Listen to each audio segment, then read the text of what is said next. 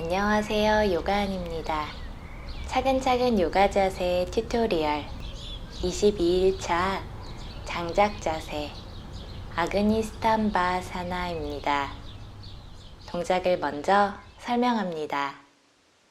매트에 앉은 상태에서 한쪽 정강이를 매트와 평행이 되도록 놓습니다.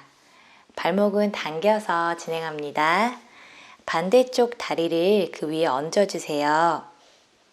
두 정강이가 일직선이 되도록, 그리고 이 정강이가 매트와 평행이 되도록,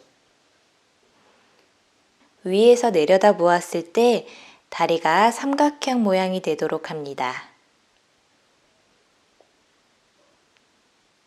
이 자세는 골반의 유연성이 필요해요.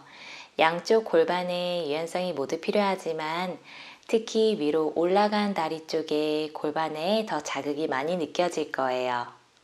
골반이 많이 타이트한 분들은 이 동작 자체를 어려워하는 분들이 많아요. 특히 바닥에 이렇게 앉는 것조차 어려운 분들이라면 꼭 변형 방법을 시도해서 수련을 하는 것을 추천합니다. 처음부터 무리하게 너무 자세를 오래 유지하지 않아도 괜찮아요. 점점 그 시간을 늘려가 보세요. 이 동작은 비슷한 방법으로 앉아서도 누워서도 할 수 있거든요. 나에게 맞는 것으로 선택해서 수련하시길 바랍니다. 엉덩이 근육이 정말 시원해질 거예요. 자세를 하는데 골반이 많이 타이트하면 이렇게 무릎이 좀 많이 들릴 수 있어요. 그런 경우에는 이 들려있는 부분 아래에다가 블럭을 놓아주세요. 그러면 이 비어있는 공간을 채워 넣을 수 있어서 좀 더 수월하게 느껴질 거예요. 장작 자세가 너무 어렵다면 이렇게 먼저 시도해 보세요. 무릎을 접고 두 손 바닥에 댑니다. 한쪽 무릎을 접은 상태로 반대쪽 다리 위에 얹어주세요. 발목은 당겨서 진행합니다. 등이 이렇게 말리지 않도록 척추를 길게 늘려주세요. 그러면 이쪽 고관절에 자극이 느껴질 거예요.